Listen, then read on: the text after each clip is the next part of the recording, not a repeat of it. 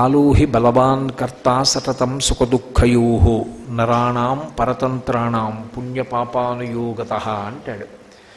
కాలో హి బలవాన్ కర్త, కాలము పరమ బలవత్తరమైనటువంటి స్వరూపము. అది ఎవ్వరి కొరకు ఆగదు. ఆ కాలము ప్రవాహము కింద నడిచి వెళ్ళిపోతుంది. కాల ప్రవాహమునకు వెనక్కి తిరిగి రావడం అనేటటువంటిది ఉండదు. ఒకసారి కాలము కానీ వెళ్ళిపోయిందా, ఇక వెళ్ళిపోయినటువంటి కాలము మళ్ళీ తిరిగి వెనక్కి వచ్చుట అన్నమాట ఉండదు. అందుకే ప్రత్యాయాంతి గతాః పునర్న దివసాః కాలో జగద్భక్షకః లక్ష్మీస్తోయతరంగభంగచపలా విద్యుచ్చలం జీవితం తస్మాన్ మాం శరణాగతిం కరుణయా త్వం రక్ష రక్షాధునా అంటారు శంకర భగవత్పాదులు. సూర్యోదయ సూర్యాస్తమయముల యందు పరమేశ్వరుడు ఆయుర్దాయాన్ని గ్రసించేస్తూ ఉంటాడు. ఆ కాలమునందే మనం చేసినటువంటి పాపపుణ్యములకు ఫలితాన్ని పరమేశ్వరుడు ఇస్తాడు. ఇవాళ మన జీవుడికి జ్ఞాపకం ఉండకపోవచ్చు చేసినటువంటి పాపమేమి చేసిన పుణ్యమేమి అన్నది.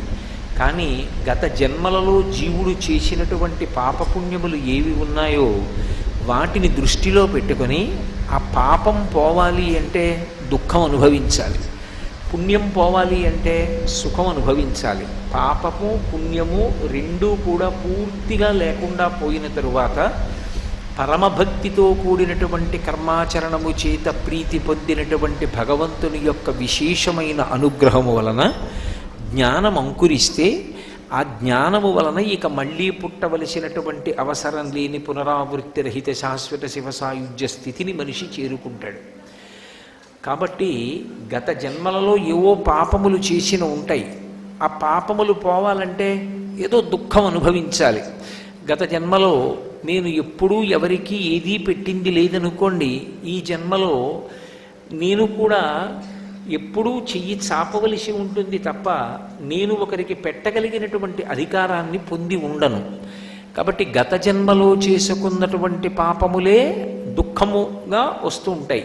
గత జన్మలో చేసుకున్నటువంటి పుణ్యములే ఈ జన్మలో కూడా సుఖమునకు కారణములవుతాయి. లేనిది పొందాలన్నా, ఉన్నది నిలబడాలన్నా, దుఃఖమునకు కారణమైనది పోవాలన్నా, అథవా దుఃఖాన్ని తట్టుకోగలిగినటువంటి శక్తి కావాలన్నా ఇవ్వగలిగినటువంటి వాడు ఒక్కడే, వాడే పరమేశ్వరుడు. అందుకే భయకృద్ భయనాశన అంటుంది విష్ణు సహస్రనామ స్తోత్రంలో. భగవంతుడి గురించి మాట్లాడుతూ భయాన్ని కల్పించేవాడెవరు అంటే పరమేశ్వరుడే, భయాన్ని పోగొట్టేవాడెవరు అంటే పరమేశ్వరుడే. పరమేశ్వరుడే మనకి దుఃఖం కలిగేటట్టు చేస్తాడు గత జన్మలలో చేసినటువంటి పాపమునకు ఫలితం ఇచ్చినప్పుడు. అదే పరమేశ్వరుడు క్షమించినప్పుడు మళ్ళీ మనసు ఖేదపడవలసినటువంటి అవసరం లేకుండా తృప్తి కలిగేటట్టుగా కూడా చేస్తాడు. రెండు చెయ్యగలిగిన వాడు ఒక్కడే. దుఃఖం ఇవ్వడానికి ఒకడు, సుఖం ఇవ్వడానికి ఒకడు ఉండరు. దుఃఖమిచ్చినా పరమేశ్వరుడే, సుఖమిచ్చినా పరమేశ్వరుడే. ఇది బాగా జ్ఞాపకం పెట్టుకోవాలి. అయినప్పుడు మనకి ఋషులు, దార్శనికులు వాళ్ళు ఏం చేశారంటే కాలమును విభాగం చేశారు. ఇలా కాలాన్ని విభాగం చెయ్యడం అనేటటువంటిది మీకు ఎక్కడా కనపడదు. ఒక అద్భుతమైన రీతిలో విభాగం చేశారు. ఒక సంవత్సరాన్ని ప్రమాణంగా తీసుకున్నారు. తీసుకుని ఉత్తరాయణము దక్షిణాయనము అని 2 6 నెలలుగా విభాగం చేశారు. ఇందులో దక్షిణాయనమంతా ఉపాసన కాలం. అంటే ఇప్పుడు ప్రారంభమైందే ఇదంతా ఉపాసన. ఉపాసన అంటే ఆసన అంటే కూర్చొనుట, ఉప అంటే దగ్గరగా భగవంతుడి గురించి ఎక్కువగా ఆలోచించి పుణ్యకర్మలు చెయ్యడానికి యోగ్యమైనటువంటి కాలమేదో దానికి దక్షిణాయనమని పిలుస్తారు. దక్షిణాయనము ఉత్తరాయణము. దక్షిణాయనమంతా దేవతలకి రాత్రి, ఉత్తరాయణమంతా దేవతలకి పగలు. దేవతల దృష్టిలో మనకొక సంవత్సరం అయితే వాళ్ళకొక రోజు అవుతుంది. అందుకని ముందు ఒక సంవత్సరాన్ని ప్రమాణంగా తీసుకుంటారు. సంవత్సరం ఉత్తరాయణం దక్షిణాయనంగా విడిపోతుంది. మళ్ళీ ఈ దక్షిణాయనం ఉత్తరాయణం 12 నెలలుగా విడుతుంది. మళ్ళీ నెల ఒక ప్రమాణం. మళ్ళీ ఆ నెల శుక్లపక్షం కృష్ణపక్షంగా విడిపోతుంది. మళ్ళీ శుక్లపక్ష కృష్ణపక్షాల్లో ఒక రోజు ఒక తిథితో ఉంటుంది. మళ్ళీ ఆ రోజు రాత్రి పగలు అని 2గా విభాగం చెందుతుంది. మళ్ళీ ఈ రాత్రి పగలులో పగటిపూట, రాత్రిపూట నిద్రైపోతాం కాబట్టి పగటిపూట చేసేటటువంటి ఉపాసన తెల్లవారుజాము, మధ్యాహ్న కాలము, సాయంకాలము, ప్రదోష వేళ వరకు. ఇక చీకటి పడిపోయిన తర్వాత భోగకాలం కాబట్టి చీకటి పడిపోయిన తర్వాత ఉపాసన ఉండదు. ఎక్కడో విశేషమైనటువంటి ఉపాసనలు ఉంటాయి. శివోపాసన యందు అర్ధరాత్రి కూడా అభిషేకం ఉంది. అలాగే నరసింహస్వామి వారి యొక్క ఉపాసన యందు అర్ధరాత్రి కూడా ఆయన్ని పూజ చేసేటటువంటి విశేషం ఉంది తప్ప సామాన్యంగా ఇక చీకటి పడిపోయిన తర్వాత ఉపాసన ఉండదు. కాబట్టి మళ్ళీ రోజుని దృష్టిలో పెట్టుకున్నప్పుడు ప్రాతకాలము, మధ్యాహ్నము, సాయంకాలము అని ఉపాసన విడిపోతుంది. ఇందులో దక్షిణాయనం అంతా కూడా ఉపాసనా కాలం. ఇది భగవంతుడు మనసుని చూస్తూ ఉండేటటువంటి కాలం. అందుకే దక్షిణాయనం ప్రారంభమైంది అంటే శ్రీ మహావిష్ణువు నిద్రపోతారు. శ్రీ మహావిష్ణువు స్థితికారుడు. ఆయన స్థితికారుడు అన్న మాటకు అర్థం ఏమిటంటే ఎవరు ఏం చేస్తున్నారు అన్నదాన్ని ఆయన గమనిస్తూ ఉంటాడు. ఆయన గమనించడం అంటే మీరు ఒకటి గుర్తుపెట్టుకోవాలి, బయట చూపు చూడడు.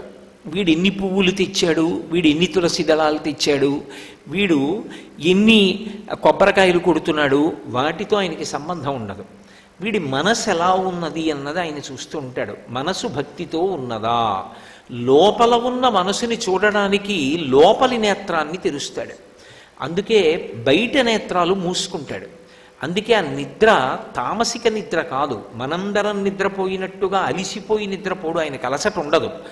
నిద్రాముద్రాం నిఖిల జగతి రక్షణే జాగరూకం అంటారు. దక్షిణాయనం ప్రారంభమైంది అంటే తొలి ఏకాదశి. తొలి ఏకాదశి నాడు విష్ణువు శయనంలోకి వెడతారు, నిద్రలోకి. అంటే ఆయన తామసికంగా నిద్రపోతారని కాదు దాని అర్థం.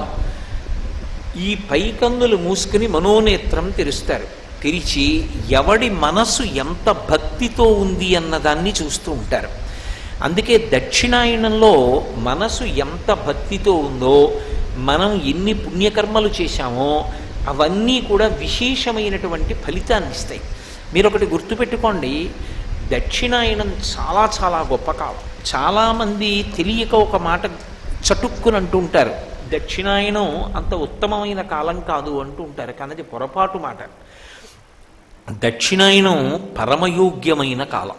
ఎందుచేతనో తెలుసా? అసలు ఉపాసనకి సంబంధించి మనం భగవంతుడికి సంబంధించి చేసేటటువంటి పూజలన్నీ కూడా, అటువంటి నైమిత్తిక తిథులన్నీ కూడా ఈ దక్షిణాయనంలోనే వస్తాయి. వినాయక చవితి, శ్రావణ మాసంలో వచ్చేటటువంటి మంగళగౌరీ వ్రతం, వరలక్ష్మీ వ్రతం, ఆషాదశమి, కృష్ణ భగవానుడి యొక్క జన్మదినం, కృష్ణాష్టమి, అలాగే భాద్రపదం దాటితే ఆశ్వీజ మాసం వస్తే దేవీ నవరాత్రులు, కార్తీక మాసం వస్తే సరి చెప్పనక్కర్లేదు, మార్గశీర్షము, పుష్యము. పుష్యమాసం దగ్గరికి వచ్చేటప్పటికీ మళ్ళీ ఉత్తరాయణ పుణ్యకాలం ప్రవేశిస్తూ ఉంటుంది సాధారణంగా. కాబట్టి దక్షిణాయన పుణ్యకాలం అంతా విశేషమైనటువంటి తిథులు వస్తాయి. అవి ఈశ్వరారాధనకి సంబంధించినటువంటి కాలం. ఆ కాలమునందు చేసినటువంటి ఉపాసన వలన భగవంతుని యొక్క అనుగ్రహము పరిపుష్టమయ్యేటటువంటి కాలం. మీకు నేను ఒక ఉదాహరణ చెప్పాలి అంటే, భోజనం చేయడానికి ఒక కాలం ఉంటుంది, అపరాహ్నము అని. మధ్యాహ్న కాలంలో భోజనం చేస్తాం. మధ్యాహ్నం చేసినటువంటి భోజనం మరునాటి వరకు శక్తినిస్తుంది. అలాగే దక్షిణాయనంలో చేసినటువంటి ఉపాసన కొన్ని కోట్ల జన్మలుగా జీవుడు తెచ్చుకున్నటువంటి అనేకమైన క్లేశములను తొలగించి అతనికి భద్రతని చేకూరుస్తుంది, మంచి పుణ్యాన్ని కట్టబెడుతుంది, భగవన్మార్గంలో నడిపిస్తుంది. అందుకే దక్షిణాయనం అత్యంత ప్రధానమైన కాలం. మీకు బాగా అర్థమయ్యేలా చెప్పాలి అంటే నేను ఒక ఉదాహరణ చెప్తాను, మీరు పట్టుకుంటారు. ఒక పిల్లవాడు ఒక పరీక్షకి వెళ్ళి ఎలా అయినా అందులో ఉత్తీర్ణుడు కావాలి అని సంకల్పం పెట్టుకున్నాడు. 60 నిమిషాల్లో 200 ప్రశ్నలకు అతను జవాబులు రాయాలి. అతను రోజు ఏం చేస్తాడంటే గడియారం పెట్టుకుని 60 నిమిషాలలో నేను 200 ప్రశ్నలకి జవాబులు రాయడం అలవాటు కావాలి. మాదిరి ప్రశ్నాపత్రాలు తీసుకుని జవాబులు రాయడం మొదలు పెడతాడు. మొట్టమొదట 60 నిమిషాల్లో 50 ప్రశ్నలే రాస్తాడు. కానీ రోజు సాధన చెయ్యగా ఇక వారం రోజుల్లో పరీక్ష ఉంది అనేటప్పటికీ 50 నిమిషాల్లో 200 ప్రశ్నలు పూర్తయిపోతాయి. ఆ స్థాయికి వచ్చేసాడు. ఇప్పుడు అతను ఎంత గొప్ప ప్రశ్నపత్రం తెచ్చి అక్కడ పెట్టండి, గంట తనకి అక్కర్లేదు, 50 నిమిషాల్లో 200 ప్రశ్నలు పూర్తి చేస్తాడు. అతను ఇంట్లో 50 నిమిషాల్లో 200 ప్రశ్నలు పూర్తి చేయడం చేత అతనికి ఒక గొప్ప కళాశాలలో చదువుకోవడానికి అవకాశం ఇస్తారా? అతను పరీక్షకి వెళ్ళినప్పుడు 50 నిమిషాల్లో 200 ప్రశ్నలకి సక్రమమైన జవాబులు వ్రాస్తే మంచి కళాశాలలో చదువుకోవడానికి అవకాశం ఇస్తారా? పరీక్షలో వ్రాస్తేనే. తీరా పరీక్ష దగ్గరికి వెళ్ళి అతను పరీక్ష వ్రాయడం మొదలుపెట్టారు, అతనికి ప్రశ్నపత్రం ఇచ్చారు, ప్రశ్నాపత్రం విప్పి వ్రాయడం మొదలుపెట్టాడు. అతనికి చాలా ఇష్టమైన పాటలు ఎక్కడో దూరం నుంచి వినపడుతున్నాయి. అతని దృష్టి అటువైపుకి వెళ్ళిపోయింది. ఆ వినపడుతున్నటువంటి పాటల మీద దృష్టి పెట్టాడు. ఆ వేగం తగ్గిపోయింది. 60 నిమిషాలు అయిపోయింది. 60 నిమిషాల్లో 200 ప్రశ్నలు 50 నిమిషాల్లోనే చేయడం అలవాటు పడ్డవాడు 100 ప్రశ్నలు కూడా వ్రాయలేకపోయాడు. అయ్యా, నేను ప్రతిరోజు ఇంటి దగ్గర చేస్తానండి, 200 ప్రశ్నలు 50 నిమిషాల్లో పూర్తి చేస్తాను అన్నా కూడా అతనికి ఏదైనా విశ్వవిద్యాలయంలో స్థానం ఇస్తారా చదువుకోవడానికి? ఇవ్వరు. కానీ ఆ రోజున పరీక్షలో ఎవడు నిలబడ్డాడో వాడు మాత్రమే సరి అయినటువంటి స్థానాన్ని పొందుతాడు. అలాగే దక్షిణాయనాన్ని ఎవడు సరిగ్గా ఉపయోగించుకున్నాడో వాడి జీవుడు అభ్యున్నతిని పొందుతాడు. దక్షిణాయనం విద్యార్థికి పరీక్షాకాలం ఎటువంటిదో మనుష్య ప్రాణికి అంతటి ఉపాసన కాలం. ఈ కాలమునందు ఏది చేస్తామో అది విశేషమైనటువంటి ఫలితాలు ఇస్తుంది. అందుకే వ్రతములన్నీ కూడా ఈ కాలములోనే జరుగుతాయి. మీరు చూడండి, విఘ్నేశ్వర వ్రతకల్పము భాద్రపద మాసంలో చేస్తాం.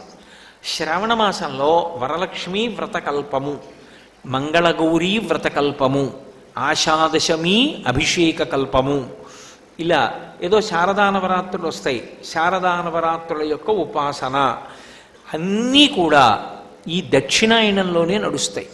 ఇందులో వ్రతము అని ఒక మాట ఉంటుంది. ఈ వ్రతము ఎప్పుడూ కూడా మీరు ఒకటి గుర్తుపెట్టుకోవాలి. ఒక వ్రతమును చేసేటప్పుడు దాన్ని ఎవరు చెయ్యాలి, ఎలా చెయ్యాలి, ఇది చెప్పడానికి అధికారులు ఇద్దరే ఉంటారు. ఒకటి సాక్షాత్ భగవానుడే చెప్తాడు, కొన్ని వ్రతాలు ఇలా చెయ్యాలి అని భగవంతుడే చెప్తాడు. రెండవది ఋషి చెప్తాడు. ఒక్కొక్క చోట ఋషి ప్రోక్తమవుతాయి, ఫలానా ఋషి చెప్పారు అంటారు. కల్పము అన్న మాటకు అర్థం ఏమిటంటే అది ఎలా చెప్పబడినదో అలాగే చెయ్యాలి అని. అంతే తప్ప ఋషి ఒకలా చెప్పి ఈశ్వరుడు ఒకలా చెప్తే మనం ఒకలా దాన్ని చేశామనుకోండి, కల్పాన్ని ఉల్లంఘించామంటారు. కల్పోల్లంఘనం జరిగింది కాబట్టి ఆ వ్రతము చేసినా చెయ్యనట్టే లెక్కలోకి తీసుకుంటారు. అందుకే కల్పము ప్రధానమై ఉంటుంది. కల్పము మనం చెప్పినట్టు కాదు, భగవంతుడు చెప్పినట్టు, ఋషి చెప్పినట్టు మనం చెయ్యవలసి ఉంటుంది. శ్రావణ మాసం దక్షిణాయనంలో వచ్చేటటువంటి మాసములలో చాలా గొప్ప మాసం. ఎందుచేత అంటే ఈ శ్రావణ మాసం లక్ష్మీప్రదం.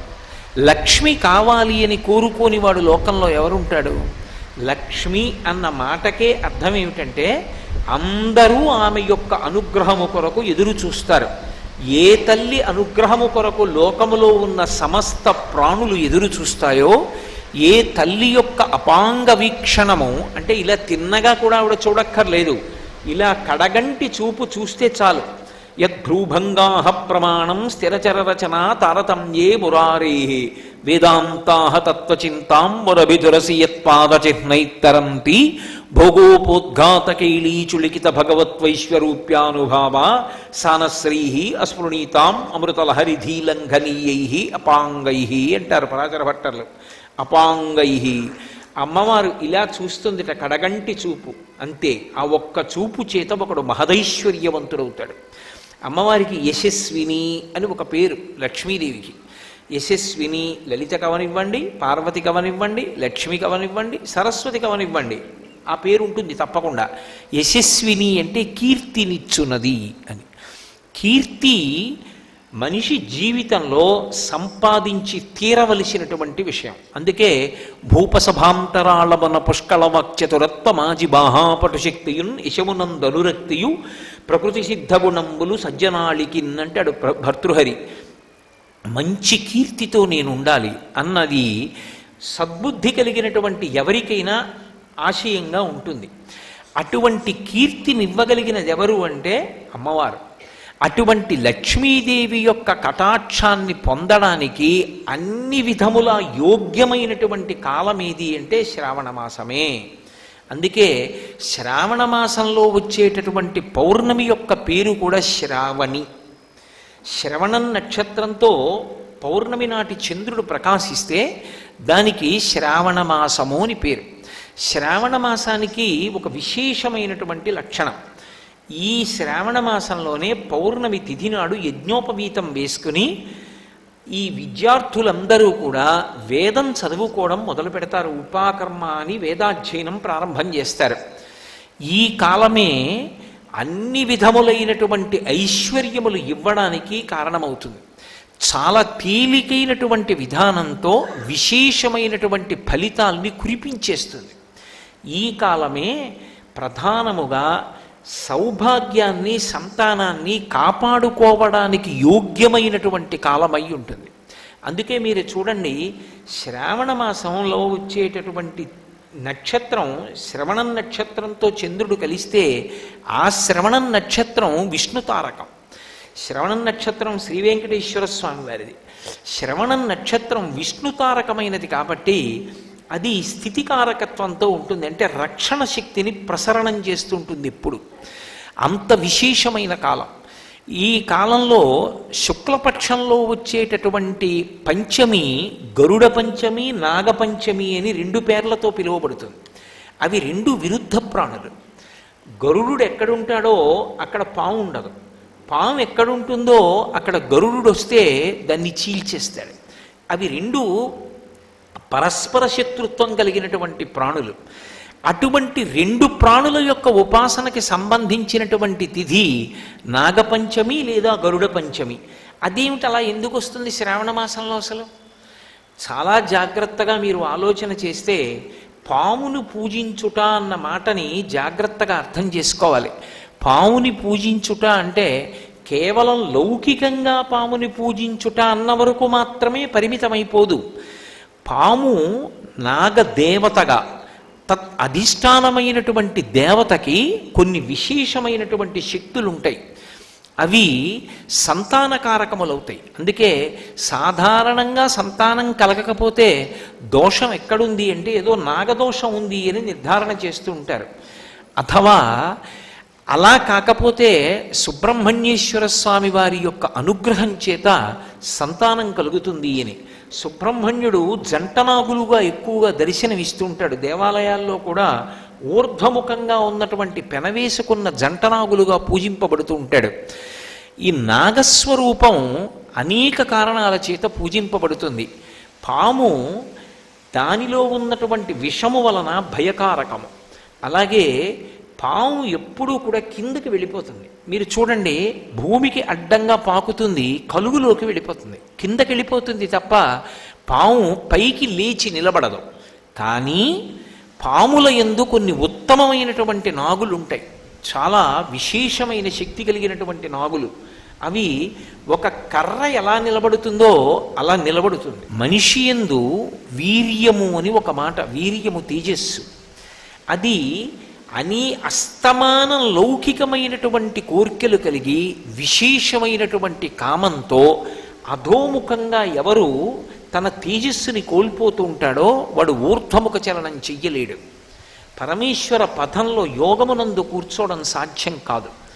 మీరు చాలా జాగ్రత్తగా గమనించండి. పీఠాధిపత్యంలో ఉండేటటువంటి మహాపురుషులు ఎంత వయసు ఉండనివ్వండి, శరీరం ఎంత లావుగా ఉన్నట్లు కనపడనివ్వండి, వారు ఒకసారి ఆసనం వేసి కూర్చుంటే కొన్ని రోజులు కూడా కూర్చోగలరు. శృంగగిరికి పీఠాధిపత్యం వహిస్తున్నారు భారతీతీర్థ మహాస్వామి. భారతీతీర్థ మహాస్వామి వారి యొక్క శరీరాన్ని మీరు పైకి చూస్తే లావుగా పొట్టిగా ఉన్నట్టు ఉంటారు. కానీ వారు నృసింహ జయంతి లాంటి తిథులు వస్తే వారు ఒక పీట మీద కూర్చుని ఆసనం వేసుకొని పొద్దున్న కూర్చుంటే, తెల్లవారుజామున ఆసనంలో కూర్చుంటే ప్రదోష వేళలో నృసింహావిర్భావ సమయంలో పూజ చేసి రాత్రి 8 గంటలకే కాలిలా తీస్తారు. తప్ప తెల్లవారుజామున కూర్చుంటే ఇక రాత్రి 8 గంటల వరకు ఆసనంలో కూర్చుంటే ఇక కాలు తీరు. అంతలా కూర్చోగలిగినటువంటి దృఢత్వం, ఆ శక్తి, ఆ జ్ఞాపక శక్తి, ఆ తేజస్సు ఒక రోజు మొత్తం మీద ఏదో కొద్దిపాటి ఆహారం అంత నియమంతో తీసుకున్నా కూడా అంతటి ధారణాశక్తి, అంత తపశ్శక్తి దేని చేత నిలబడతాయంటే వారు అస్ఖలిత బ్రహ్మచారులై ఉంటారు. అందుకే అసలు వారి జీవితంలో వివాహం ఉండదు. శంకర భగవత్పాదులు కొంతమందికి కొన్ని నియమాలు విధించడానికి కారణం అదే. వీర్యశక్తి తేజశక్తిగా, తేజశక్తి ఓజోశక్తిగా మారితే ఆ ఓజోశక్తి చేత మనిషి యోగమునందు నిలబడి పరమాత్మ వైపు ఊర్ధ్వముఖ చలనం చెయ్యగలుగుతాడు. ఆ ఊర్ధ్వముఖ చలనం చెయ్యగలిగినటువంటి శక్తిని శంకరాచార్యుల వారి సౌందర్యలహరిలో పైకి లేచిన పాముగా అభివర్ణిస్తాడు. అలా ఆ స్థితి నాకు కలుగుగాక, అటువంటి ఓజోశక్తిని నేను పొందెదనుగాక, ఈశ్వరుడి యొక్క పథంలో ప్రయాణించేటటువంటి శక్తి నాకు కలుగుగాక. యోగమునందు నిలబడుట అంటే, యోగము అంటే అనేన యుజ్యతే ఇది యోగ, అనేకముగా కనపడుతున్నవి చిట్ట చివరికి ఒకటిగా మారిపోవడం. బ్రహ్మము తప్ప వేరొకటి కనపడకుండా అంతటా బ్రహ్మమే నిండి ఉన్నదనేటటువంటి భావమునందు రమించి అనుభవమునందు రూఢము కాగలిగిన శక్తిని పొందాలి అంటే అదిగో ఒక పాము ఎలా నిలబడుతుందో అలా ఊర్ధ్వముఖ చలనం చెయ్యగలగాలి. ఆ వీర్యము తేజస్సుగా, తేజస్సు ఓజస్సుగా మారాలి. అలా మార్చుకోగలిగినటువంటి కామజయాన్ని పొందగలిగినటువంటి శక్తి ఈశ్వరానుగ్రహము చేత పొందుతాడు. అందుకే నేను ఒక శ్లోకం చెప్తే మీకు అర్థమైపోతుంది. రఘువంశ కావ్యంలో రఘుమహారాజు గారి గొప్పతనం ఏమిటి అన్నారు. త్యాగాయ సమృద్ధార్థానాం సత్యాయ మితభాషిణాం యశసే విజిగీషూణాం ప్రజాయై గృహమేధినాం. అది రఘుమహారాజు గారి గొప్పతనం అన్నారు.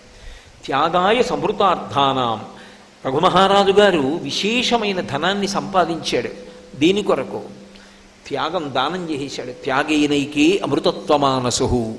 మన దగ్గర అట్టి పెట్టుకున్నది మనది ఎప్పటికీ కాదు. మనం దానం చేసింది పుణ్యంగా మారి మనతో వస్తుంది. ఇక్కడ ఉంచిన ద్రవ్యం ఇక్కడే ఉండిపోతుంది. మనతో వచ్చేది ఏది ఉంటుంది చివరికి?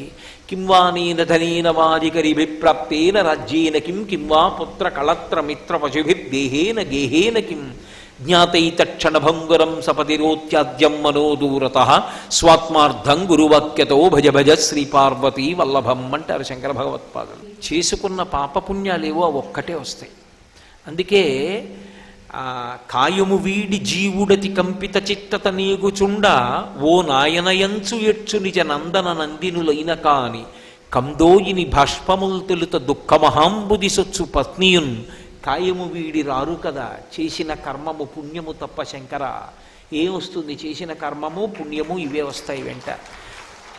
అందుకే మనిషిని ఊర్ధ్వముఖ చలనం వైపుకి ప్రయాణం చెయ్యి.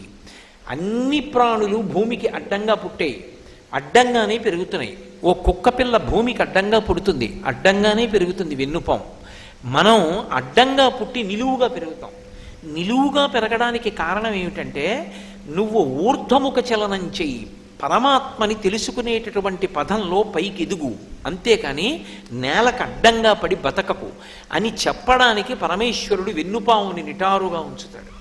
అలా వెన్నుపావుని నిటారుగా ఉంచినటువంటి పరమాత్మ దాని చేతనే మనకి సంకేతిస్తున్నాడు, నువ్వు జీవితంలో పైకి ఎదగడం నేర్చుకో. అందుకే పావుకు ఆహారం ఎలుక, ఎలుకని పట్టుకుంటుంది. పాము ఎలకని పట్టుకుంటుంది అన్న మాట పైకి. ఆంతరమునందు లక్షణం ఏమిటో తెలుసా? ఎలక సంసారమునకు ప్రతీక. మనము ఇల్లు కట్టాలంటే శంకుస్థాపనని గొయ్యవుతాం. ఎలక మన ఇంట్లోకి వచ్చి ఉండాలన్నా కూడా కన్నం పెడుతుంది. మనకి అక్కర్లేని విషయాలన్నీ తెచ్చి ఇంట్లో దాచుకుంటాం. ఎలక దానికి అవసరం ఉందా లేదా లేదు, ప్రతిదాన్ని ఎత్తుకుపోయి కలుగులో పెట్టుకుంటుంది. మనుష్యునికి అధిక సంతానం, ఎలకకి అధిక సంతానం. మనుష్యుణ్ణి ఎవడు పెంచి పోషించి డబ్బిచ్చాడో వాడికే ముప్పు తెస్తాడు. ఎలక ఏ యజమాని ఇంట్లో ఉంటుందో ఆ యజమాని పడుకున్నప్పుడు వాడి కాలి వేళ్ళు కొరుకుతుంది. ఎలక ఇంట్లోనే చూరుల మీద తిరుగుతూ ఉంటుంది. మనిషి ఎప్పుడూ ఒక చూరు కింద ఇంట్లో తిరుగుతాడు. ఎలకని ఏది పట్టుకుంటుంది? చీకట్లో చప్పుడు అవ్వకుండా పాదముల యందు మాంసపు ముద్దలు ఉన్నటువంటి పిల్లి వచ్చి ఠక్కున పట్టుకుంటుంది. మనిషిని ఏది పట్టుకుంటుంది? చప్పుడు అవ్వకుండా వచ్చి పట్టుకుని మృత్యువు పట్టుకుంటుంది. అందుకే ఎలకకి మనిషికి దగ్గర సంబంధం వేదాంతాల్లో. రెండు సంసారమునకు సంకేతములై ఉంటాయి. ఈ సంసారమునందు బ్రతుకుతూ ఎప్పుడూ అసలు భగవంతుడి వైపుకు ప్రయాణం చెయ్యడానికి కావలసినటువంటి సాధన ప్రారంభించాలన్న తాపత్రయం లేకుండా బతికేస్తూ పునరపి జననం పునరపి మరణం పునరపి జననీ జఠరీ చయనం ఇహ సంసారే బహుదుస్తారే కృపయాపారే పాహిమురారే, మళ్ళీ పుట్టి మళ్ళీ చచ్చి మళ్ళీ పుట్టి మళ్ళీ చచ్చి చెర్విత చెర్వినులైన వారికి జెచ్చర పుట్టునే పరులు చెప్పిననైనా ఏమిచ్చిననైనా కానలకు ఏగిననైనా అంటాడు ప్రహ్లాదుడు. అసలు ఆ హరిప్రబోధముల్ భగవంతుణ్ణి చేరుకుందామన్న కోరిక లేకుండా జీవితం అంతా గడిపేస్తున్న వాడు ఎవరున్నాడో వాడు ఎలక. వాణ్ణి పట్టుకునేది పాము. అంటే సంసారగ్రస్తమైనటువంటి జీవులకు సంసారమునందు బతికేస్తుండడం గొప్ప కాదు, కానీ ఎప్పుడో అప్పుడు ఈ జనన మరణ చక్రం నుంచి బయటపడాలి. సాధన ప్రారంభం చెయ్యి. ఒక్కసారి ఈ శరీరం వదిలిపెట్టావా ఇక సాధన అన్నది ఉండదు. కుక్క సాధన ఏం చేస్తుంది? పిల్లి సాధన ఏం చేస్తుంది? మనుష్యుడు ఒక్కడే సాధన చేయగలడు. భగవన్నామం చెప్పగలడు, ఒక ఉపన్యాసం వినగలడు, ఓ పుస్తకం చదవగలడు, ఒక గుడికి ప్రదక్షిణం చెయ్యగలడు, మన గుడి కార్యక్రమంలో దేవాలయాన్ని తుడవగలడు. కానీ మిగిలిన ప్రాణులు చెయ్యలేవు. మనుష్యునిగా వచ్చావు కాబట్టి మనుష్యుని యొక్క శరీరాన్ని సద్వినియోగం చేసుకుని ఉత్తమమైనటువంటి పథంలో ప్రయాణించడానికి కావలసినటువంటి వ్యవస్థని మనస్సు యందు సంకల్ప బలంతో ఏర్పరచుకో అని చెప్పడం. నాగపంచమి నాడు ఆ పావుని పూజ చేయడం ఇన్ని కారణముల చేత. అంటే నేను ఇంకా కొద్దిగా విహంగ వీక్షణంగా మాట్లాడుతున్నాను. పావుని పూజ చేయడము అంటే ఏదో అర్థం పర్థం లేకుండా చేతకాక పూజ చేస్తున్నారనుకోకూడదు. పాము సంతానకారకత్వం దగ్గర నుంచి పాము అనేక విషయాల్ని మనకి ప్రబోధం చేస్తుంది. అందుకే మీరు జాగ్రత్తగా గమనించండి. అసలు దేవతలు ఎవరికీ కూడా పాముతో సంబంధం లేకుండా ఉండరు. శ్రీ మహావిష్ణువు ఆదిశేషుడి మీద పడుకుంటాడు. పరమశివుడు నాగాభరణుడై మెడలో పాములు వేసుకుంటాడు, చేతులకి కూడా పాములు కంకణాలుగా పెట్టుకుంటాడు. అసలు విఘ్నేశ్వరుడు నాగ యజ్ఞోపవీతం వేసుకుంటాడు, పావునే యజ్ఞోపవీతంగా వేసుకుంటాడు. శ్రీకృష్ణ భగవానుడు కాళీయమర్దనంలో ఆయనకి ఏ రంగస్థలం పనికిరాలేదు. ఆయన కాళీయుని యొక్క పడగల మీద తాండవం చేశాడు. మీరు ఎక్కడ చూడండి, చివరికి సహస్రారమని పాము పడగలు ఎలా ఉంటాయో శ్రీ విద్యా సంప్రదాయంలో ఆ సహస్రారమును చేరుకున్నప్పుడు అలా ఉంటుంది అని. కాబట్టి పాముతో సంబంధం లేనటువంటి దేవతలు ఉండరు. అందరికీ పాముతో సంబంధం ఉంటుంది. పాముతో సంబంధం ఉండడానికి కారణం ఏమిటంటే అది సంసారగ్రస్తమైనటువంటి జీవుణ్ణి సంసారము నుండి విడుదల చేస్తుంది. విడుదల చేసి ఉన్నత పదం వైపుకి నడిపించడానికి సంకేతం పాము. అందుకని విరుద్ధ ప్రాణులుగా ప్రకటింపబడవు అక్కడ. నాగపంచమి నాడు నాగదేవతలందరినీ పూజ చెయ్యండి అన్న మాటకి, లేదా వారందరికీ ప్రతినిధిగా అమ్మవారిని పూజ చెయ్యండి అంటారు. ఎందుకు అమ్మవారిని పూజ చేయడం? శ్రావణ మాసం ప్రత్యేకించి ప్రకృతి సంబంధమైన పూజలు. అసలు లక్ష్మీదేవి యొక్క మొదటి నామమే ప్రకృతి. అందుకే ప్రకృతిం వికృతిం విద్యాం అని కదా మొదలు పెడతాం. ప్రకృతి స్వరూపిణి అయినటువంటి అమ్మవారి యొక్క అనుగ్రహము అజ్ఞానము నుండి విడుదల పొందడానికి కారణమవుతుంది. అదే రోజు గరుడ పంచమి కూడా. గరుత్మంతుడు ఏం చేస్తాడు అంటే బాహ్యంలో పక్షి రూపంలో ఉంటాడు అని మనం చెప్తాం. కానీ మహాభారతంలో నన్నయ్య గారు ఆతత పక్షమారుత వ్రయకంపిత ఘూర్ణితాచల వ్రాత మహార్ణవుండు అని పిలుస్తాడు. గరుత్మంతుడు రెక్కలు అల్లారుస్తూ వస్తున్నప్పుడు ఆయన రెక్కలలోంచి వేదనాదం వస్తుంది. ఆయన వచ్చాడనుకోండి, పాము పారిపోతుంది. ఏ పాము పారిపోతుంది? కలుగులోకి వెళ్ళిపోయే పాము పారిపోతుంది. అంటే సాంసారికమైన అనురక్తిని తగ్గించి వైదికమైన జీవన విధానం ఇచ్చి భక్తితో కూడిన కర్మాచరణం వైపుకి నడిపించగలిగినటువంటి తత్వము గరుత్మంతుని యందు నిక్షేపింపబడి ఉంది. అందుకే వహిస్తాడు, ఇప్పుడు వాహనమై ఉంటాడు. ఆయనకి నమస్కరించకుండా విష్ణు దర్శనం చెయ్యం. వాహనము అంటే వహించుట, అంటే లోపల ఎప్పుడూ పెట్టుకుని ఉంటాడు అని అర్థం. వహించుట అంటే ఏదో రోజు పల్లకి పట్టుకుని ఎలా తిరుగుతాను చెప్పండి. ఒక భక్తుడు భగవంతుణ్ణి మనసులో వహించాడు అంటే దాని అర్థం ఎప్పుడూ ఓ పల్లకి ఓటు పట్టుకు తిరుగుతుంటాడైనా దాని అర్థం, లేకపోతే ఓ పళ్ళెంలో భగవంతుడు మూర్తి పెట్టి నెత్తి మీద పెట్టుకు తిరుగుతుంటాడనే కాదు. ఆయన ఉచ్ఛ్వాస నిశ్వాసల్లో ఊపిరిలో ఎప్పుడూ భగవంతుడి గురించిన ఆలోచనే. అలా ఆలోచిస్తూ ఇక్కడ పెట్టుకుంటాడు భగవంతుణ్ణి. భృంగీచ్ఛా నటనోత్కట కరిమదగ్రాహీ స్ఫురన్మాధవాహ్లాదో నాదయుతో మహాసితవపు పంచేషు నాచాధృత సత్పక్ష సుమనో వనేషు సపునః సాక్షాన్మదీయే మనోరాజీవ్యో భ్రమరాధిపో విహరతాం శ్రీశైలవాసీ విభూ పాదలు. భృంగీచ్ఛా నటనోత్కట కరిమదగ్రాహీ స్ఫురన్మాధవా. ఆయన భక్తి అనేటటువంటి మకరందంతో కూడుకున్నటువంటి హృదయమన్న పుష్పం ఎక్కడుందో అక్కడికి మల్లికార్జునుడు మగతుమ్మెద, ఆడతుమ్మెద భ్రమరాంబిక, వాళ్ళిద్దరూ ఈ లోపలికొచ్చి ఝంకారం చేస్తూ ఎగురుతూ ఉంటారు. ఎప్పుడు ఆ హృదయమన్న పువ్వు మీద వాలి అందులో ఉన్నటువంటి భక్తి అనబడేటటువంటి తేనెని తాగుతుంటారు రసగ్రాహి. ఆ తుమ్మెదల జంట ఇక్కడ ఉండాలి అంటే ఈ హృదయ కుహరమునందు హృదయ పద్మమునందు ఎప్పుడు భగవంతుడి గురించినటువంటి స్మరణలు ఉండాలి.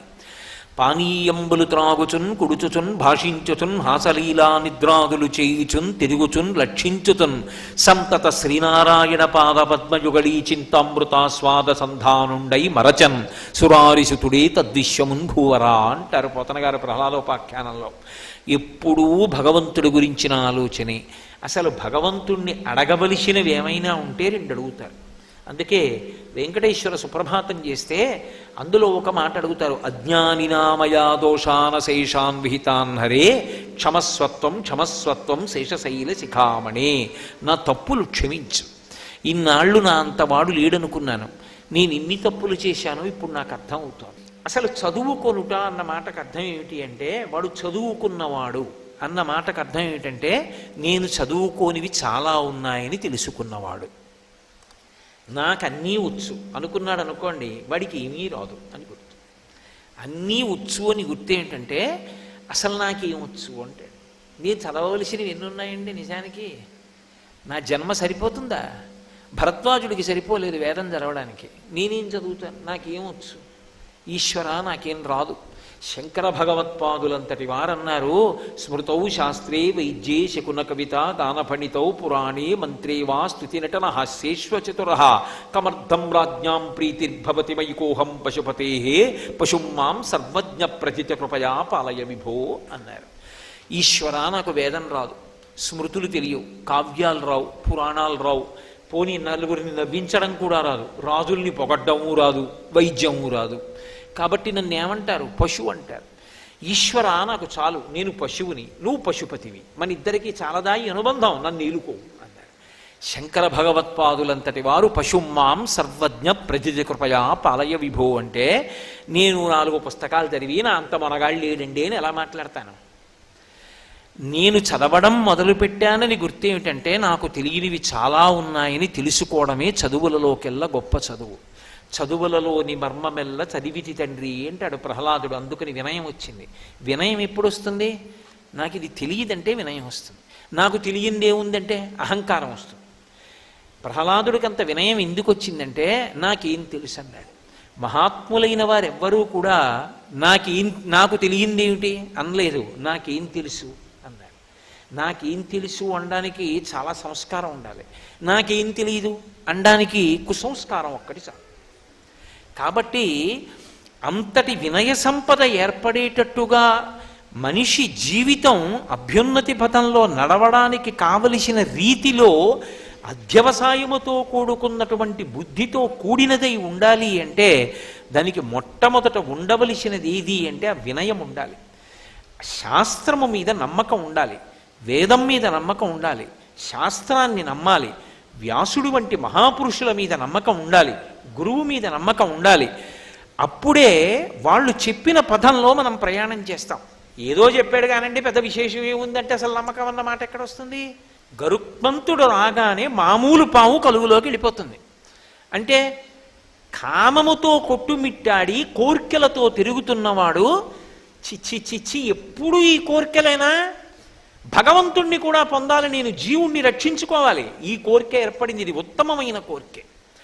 ఇప్పుడు పాము కలుగులో దూరిన పాము కాదు, పైకి లేచి నిలబడుతున్న పాము. కాబట్టి ఆ పావుని అటువంటి నాగులు ఏముంటాయో అవి గరుత్మంతుడు వాటి జోలికి వెళ్ళడు, వాసుకి మొదలైన వాళ్ళ జోలికి అవి గరుత్మంతుడి చేత ఆదరింపబడతాయి ఆ సర్పాలు. కాబట్టి గరుడ పంచమి గరుత్మంతుడు ఏం తీసుకొస్తాడు? అమృతాన్ని తీసుకొస్తాడు. గరుత్మంతుడు జీవితంలో చేసేటటువంటి గొప్ప పనులు ఏమిటి అంటే రెండు. ఒకటి, శ్రీ మహావిష్ణువుని వహిస్తాడు. ఇక్కడ ఎప్పుడూ భగవంతుడి గురించి ఆలోచించగలిగినటువంటి సద్బుద్ధి కలగాలి. నేను రేపు ఉదయం నుంచి ఎప్పుడూ ఈశ్వరుడి గురించి ఆలోచిస్తానండి అన్నాను అనుకోండి, కుదురుతుందా? అలా ఆలోచన ఉంటుందా? ఎప్పుడూ ఎటుపోతుందో అటైపోతుంది. కానీ ఎటు తిరిగి ఎటు వచ్చినా భగవంతుడి వైపుకే వస్తుంది అనుకోండి ఆలోచన, వాడు అదృష్టవంతుడు. అలా రావాలంటే దానికి భగవంతుడు అనుగ్రహం ఉండాలి, గురువుగారు అనుగ్రహం ఉండాలి. అంత తేలిగ్గా ఏం భగవంతుడి వైపుకి వెళ్ళవు ఆలోచనలు. అలా వెళ్ళేటట్టు చెయ్యగలిగితే, అలా ఎవడైనా ఎప్పుడూ భగవంతుడి గురించి ఆలోచిస్తే వాడు ఈశ్వరుణ్ణి వహిస్తున్నాడు. అది గరుత్మంతుని యొక్క అనుగ్రహం. గరుత్మంతుడు అమృతం తీసుకొస్తాడు దేవతల దగ్గర నుంచి. అమృతం అంటే అది తాగినవాడు మరణించాడు. మనం చిట్ట చివరి ప్రయోజనంగా ఏమడుగుతాం? మాకు మృత్యోర్మా అమృతంగమయా, మృత్యువు నుండి అమృతత్వానికి తీసుకెళ్ళమంటాం. ఇక నాకు మృత్యువు కలగకూడదు అని అడుగుతాం. మృత్యువు కలగకూడదు అంటే ఎప్పుడు మృత్యువు కలగకూడదు? మీరు చాలా జాగ్రత్తగా ఆలోచించాలి ఈ మాట. అలాగే పరమశివుణ్ణి ఉద్దేశించి మృత్యుంజయ మహామంత్రం చెప్తాం. ఓం త్రయంబకం యజామహే సుగంధిం పుష్టివర్ధనం ఉర్వారుకమివ బంధనాన్ మృత్యోర్ముక్షీయమామృతాత్ అంటాం. ఇక మృత్యువు కలగకూడదు నాకు అంటే దాని అర్థం ఇక పుట్టకూడదు. ఇప్పుడు పుట్టేశావుగా, ఇప్పుడు పుట్టేశావు కాబట్టి ఈ శరీరం వదిలేయాలిగా. మరి మర్త్యలోకంలో ఉన్నాడు. మర్త్యలోకం అంటే ఎప్పుడో అప్పుడు శరీరం వదిలిపెట్టాలి. మరి ఈ శరీరం వదిలిపెట్టాలా వద్దా? వదిలిపెట్టేయాలి. అంటే మృత్యువు రావకూడదు అన్న మాటకు అర్థం ఈ శరీరంతో ఉండిపోవాలని కాదు. బాగా గుర్తుపెట్టుకోవాలి మీరు ఈ మాట. మృత్యువును జయించుట అన్న మాటకు అర్థం ఇప్పుడు మృత్యువు కలుగకుండుట అని కాదు. ఈ శరీరం పడిపోకుండా నేను ఎప్పుడూ ఉండిపోవాలి అన్నాను అనుకోండి, వాడు భక్తుడు కాదు, రాక్షసుడు. ఎందుకో తెలుసా? అసలు వేదపరమైన సిద్ధాంతాన్ని వాడు అంగీకరించాల. ఈ శరీరము పడిపోతుంది, పడిపోయి తీరుతుందని ఈశ్వరాజ్ఞ. వాసాంసి జీర్ణాన్ని యథా విహాయ, ఇది పడిపోతుంది, ఇంకో శరీరాన్ని పొందుతుంది. కానీ ఈశ్వర ఇక నాకు జన్మొద్దు, ఇక నేను రాకూడదు, నాకు జ్ఞానం ఇయ్యి. ఏ జ్ఞానము? భగవత్ సంబంధమైన జ్ఞానము కలిగితే ఇక పునరావృత్తి లేదు. అది ఎందుకు ఇస్తాడు? భక్తితో కూడిన కర్మాచరణం చేస్తే ఆయన ఆ జ్ఞానాన్ని ఇస్తాడు. అటువంటి భక్తితో కూడినటువంటి కర్మాచరణము వలన జ్ఞానము కలిగితే ఒక విషయం తెలుస్తుంది. ఏమిటి తెలుస్తుంది? ఇది నేను కాదురా, ఇది శాశ్వతం కాదు, ఇది పడిపోతుంది. శాశ్వతమేది ఆత్మ, దానికి పడిపోవడం ఉండదు, అది ఎప్పుడూ ఉంటుంది, అది నేను. చిన్న విషయం గుర్తుపెట్టుకోండి. సత్యమునందు ఊంచుకొనుట అంటే ఏది సత్యమో అది సత్యమని నమ్మగలుగుట. ఏది సత్యమో? ఆత్మ. నేను ఆత్మ, అది ఎక్కడికి పోతుందని బెంగెట్టుకుంటావు? అది పోవడానికి చోటేది? అది పోదు, అది ఎప్పుడూ ఉంటుంది. కాబట్టి అసలు బెంగపెట్టుకోవడానికి ఏం లేదు. ఇది నేనంటావా? ఎంత నువ్వు పట్టుకున్నా ఉండదు. దీన్ని ఉంచడానికి ఎంత బెంగ పెట్టుకుంటే మాత్రం ఉంటుంది? బెంగ పెట్టుకున్న వాళ్ళు కోట్ల కోట్ల కోట్ల మంది ఉన్నారు. ఎవరున్నారు? కారే రాజులు రాజ్యములు గెలువరే, గర్వోన్నతిం పొందరే, వారేరి సిరి మూట కట్టుకొని పోవంజాలిరే, భూమిపై పేరైనన్ కలదే, శిబి ప్రముఖులను ప్రీతిన్ యశక్కాములై ఈరే కోర్కెలు వరలంతలపరే ఈ కాలమున్ భార్గవ అంటారు పోతన గారు వామన మూర్తి యొక్క ఆఖ్యానంలో. ఎవడు సత్యాన్ని అంగీకరిస్తాడో, ఇది కాదు సత్యం, ఇందులో ఉండి నేను సత్యాన్ని పట్టుకోవాలి సాధన చేసి, ఇది పడిపోకముందే సాధన చేసేయాలి, అప్పుడు ఇది ఋతుమంతం అంటారు. ఇందులో ఉండి అసత్యాన్ని ఆధారం చేసుకుని సత్యాన్ని పట్టుకోవాలి. అప్పుడు ఇది పడిపోతుంటే బలవంతంగా పడగొట్టకూడదు. ఇది పడిపోతోంది, ఓ అసత్యమైన వస్తువు పడిపోతోందని తాను సాక్షిగా చూస్తాడు. అలా సాక్షిత్వంతో చూడగలిగినటువంటి ప్రజ్ఞ అంకురిస్తే ఆ పడిపోయినటువంటిది ఏదో అదే చిట్ట చివరిసారి పడిపోవడం, అదే ఆఖరిసారి శరీరం పడిపోవడం, అదే చిట్ట చివరి మృత్యువు. ఇక మళ్ళీ మృత్యువు పొందాలంటే మళ్ళీ శరీరం వస్తే కదా, మళ్ళీ పుడితే కదా. అంటే అసలు ఇక మళ్ళీ ఇంకొకసారి పుట్టడు. ఇది జనన మరణ చక్రం నుంచి తప్పుకోవడం అంటారు. ఈ తప్పు కోణాన్ని అమృతత్వమును పొందాడు అంటారు. ఈ అమృతాన్ని ఇవ్వగలిగిన వాడు ఎవరు? గరుత్మంతుడు. దేన్ని ఆధారం చేసుకుని ఇస్తాడు? రెక్కలలోని వేదము చేత. అంటే వేదమును ప్రమాణంగా చేసుకుని ఎవడు జీవితాన్ని గడుపుతాడో, భక్తితో కూడినటువంటి కర్మానుష్ఠానము చేస్తాడో అటువంటి వాడికి అటువంటి అనుగ్రహము కలుగుతుంది. స్వామి ఇన్ని జన్మలైపోయి 54 ఏళ్ళు వచ్చేసాయి, ఎన్ని గరుడ పంచములు వెళ్ళిపోయాయో, ఎన్ని నాగ పంచములు వెళ్ళిపోయాయో, అసలు ఇలా బతకాలన్న ఊహ కూడా కలగట్లేదు, అది నిలబట్టలేదు. కాబట్టి మీరు అనుగ్రహించి నాకు కలిగించాలి. ఎంత తేలికగా అనుగ్రహిస్తారంటే, శ్రావణ మాసంలో శుక్లపక్షమిలో వచ్చేటటువంటి పంచమి నాడు గరుడ పంచమిగా నాగపంచమిగా కానీ చేసినట్లయితే దాని వలన విశేష ఫలితం. నేను ఒక్క మాట చెప్తాను, బాగా గుర్తుపెట్టుకోండి. మీకు కల్పన తెలియకపోవచ్చు, తేలిక మార్గాలు ఉంటాయి. నేను గరుడ పంచమి నాడు ఢిల్లీలో ఉన్నాను. ఢిల్లీలో ఉండి ఈ మధ్యకాలంలో తిరుమల తిరుపతి దేవస్థానం వాళ్ళు ఢిల్లీలో నూతనంగా నిర్మాణం చేసినటువంటి వెంకటేశ్వర స్వామి ఆలయ దర్శనానికి వెళ్ళాను. ఎందుకని? నాగముగా ఆదిశేషుడి మీద ఆయనే పడుకుంటాడు, గరుడ పంచమిగా గరుత్మంతుడికి ఇవ్వవలసిన అమృతత్వాన్ని ఆయనే కల్పిస్తాడు.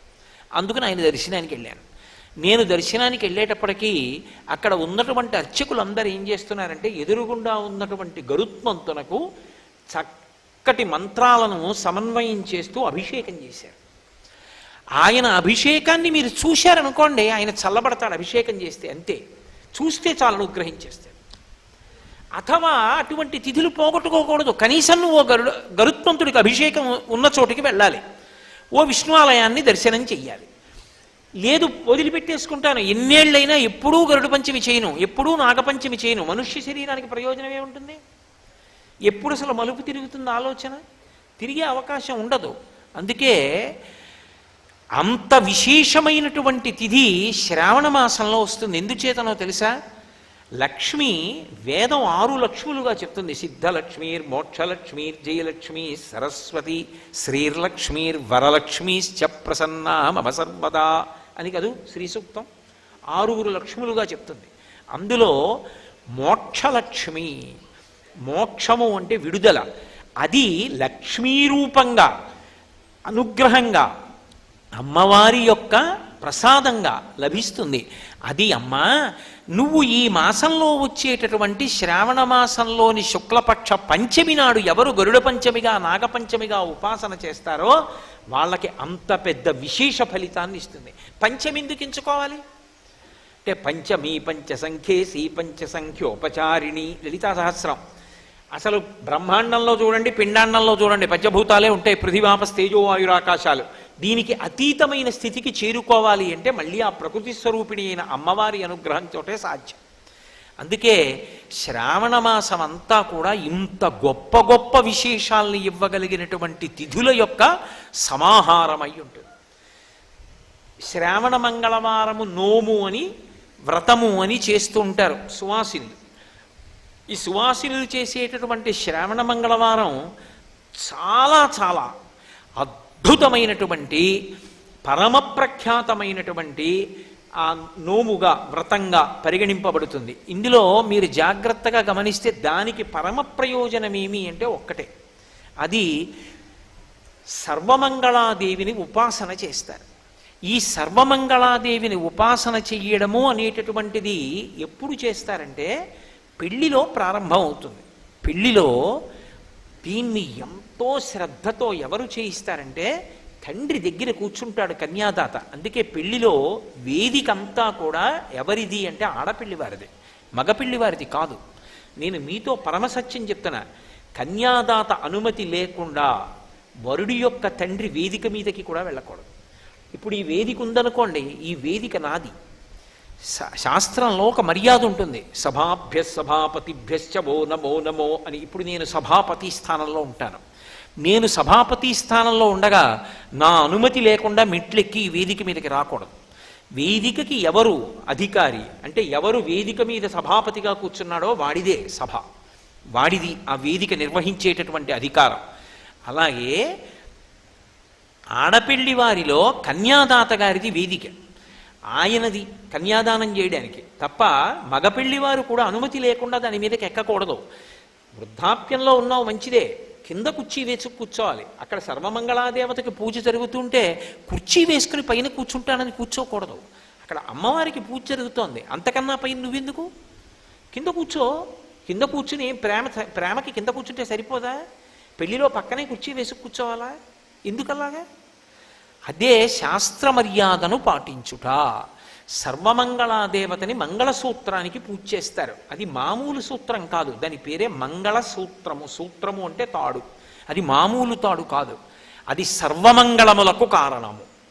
ఎందుచేత అంటే ఆ తాటిలోకి అమ్మవారిని ప్రవేశపెడతారు, శతమానములని పెడతారు. పెట్టి ఆ శతమానాల్లోకి అమ్మవారిని ఆ సూత్రంలోకి ఆవాహన చేస్తారు. అందుకే భవస్య దేవస్య పత్నై నమః, సర్వస్య దేవస్య పత్నై నమః, ఈశానస్య దేవస్య పత్నై నమః అని పరమశివుడికి 8 నామాలు ఉన్నాయో ఆ పరమశివుడి యొక్క భార్యకి కూడా అంతే పత్నై నమః అని 8 నామాలతో పిలుస్తారు.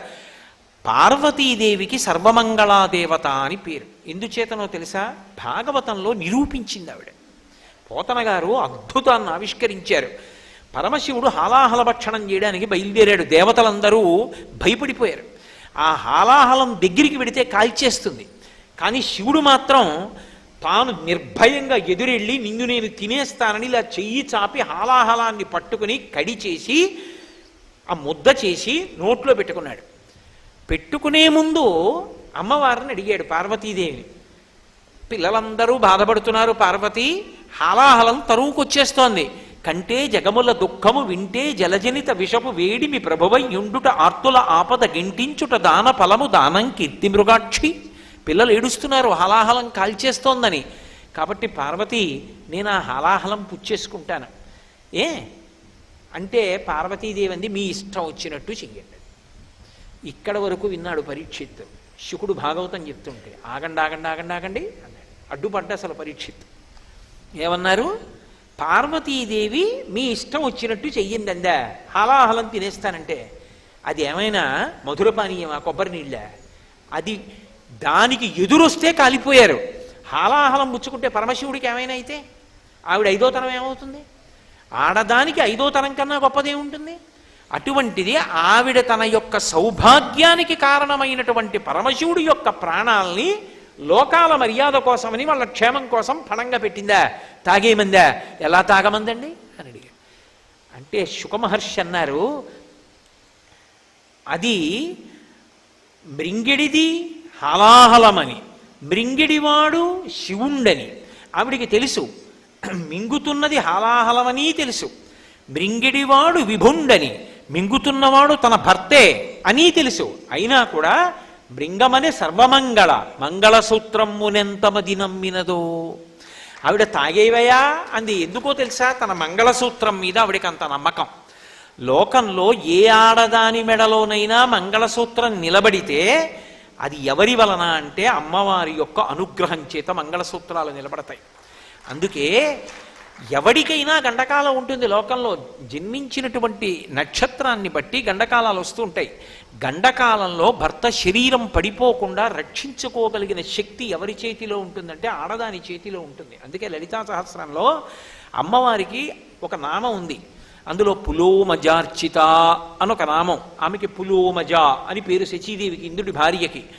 ఆమె చేత లలితాదేవి ఆరాధింపబడుతూ ఉంటుంది. ఇంద్రుడికి అంత గొప్ప వైభవం ఎందుకు వచ్చిందంటే ఆయన భార్య అమ్మవారిని పూజ చేస్తుంది కాబట్టి. సర్వమంగళాదేవిని తల్లిదండ్రులు ఎంతో భక్తితో మంగళసూత్రంలోకి ఆవాహన చేయిస్తారు. ఆవాహన చేయించి ఏమో ఈ పెళ్లికొచ్చినటువంటి సువాసినిల్లో ఏ ఆడది ఎంత భక్తితో ప్రతిరోజు సర్వమంగళాదేవతని ఉపాసన చేస్తోందో అని ఆ మంగళసూత్రాన్ని తీసుకొచ్చి ప్రతి వారి మెడలో ఉంచుతారు. సభలో పెద్దలైన వారు ఉన్నారనుకోండి, పరమ భక్తి తత్పరులైన వాళ్ళు, ఒక్కసారి వాళ్ళ చెయ్యి వేయిస్తారు ఆ మంగళసూత్రాల మీద. ఎందుచేత అంటే ఆ తాడు కట్టేటప్పుడు అది కేవలం ఏదో పరిమిత కాలానికి సంబంధించింది కాదు, రక్షాబంధనంలాగా. ఆ సూత్రం కడుతూ ఒక మాట అంటాడు, మమ జీవన హేతునా, నేనున్నానని గుర్తు ఏమిటో తెలుసా? ఈ తాడే. ఆ తాడు కేవలంగా ఇద్దరిని కలిపిన తాడు అని అనుకోకండి, ఇద్దరి మధ్య ఆనుకూల్యతని కల్పిస్తుంది. దాంపత్యం ఒక బండికున్న 2 చక్రాల్లా ఉండాలి. ఆ అన్యోన్యత లేదనుకోండి, ఇక ఆ దాంపత్యానికి అర్థం ఉండదు. భర్త, ఇది భార్య, ఈ ఇది ఇది కలిసి ఉండేది ఈ కంఠం చేత. ఈ కంఠమునకు మంగళసూత్రం కట్టారు అంటే ఇది ఇవి ఎప్పుడూ దెబ్బలాడుకోకుండా ఉండవే. ఉపన్యాసం చెప్తుంటే ఊరి దోలగోలా అంటుందా? అనదు. విసుక్కోకుండా అవి రెండూ కలిసి ఉండి ఎలా నడుస్తున్నాయో మీరు అలా నడిచెదరుగాక. అందుకు మంగళసూత్రం మెడ మీద కంఠానికి కడతారు. రెండు పార్వతీ పరమేశ్వరుల పాద ద్వంద్వం ఉంటుంది. ఆది దంపతులు వాళ్ళ యొక్క పాదముల మీద ముడి తగులుతూ ఉంటే ఆ ముళ్ళు తగిలితే శాశ్వతత్వం ఉంటుంది. ఆ మంగళసూత్రం నిలబడుతుంది. అందుకే ఉపాసన యందు భర్త పూజ చెయ్యాలి అంటే ఒక్క అనారోగ్యంగా ఉంటే తప్ప.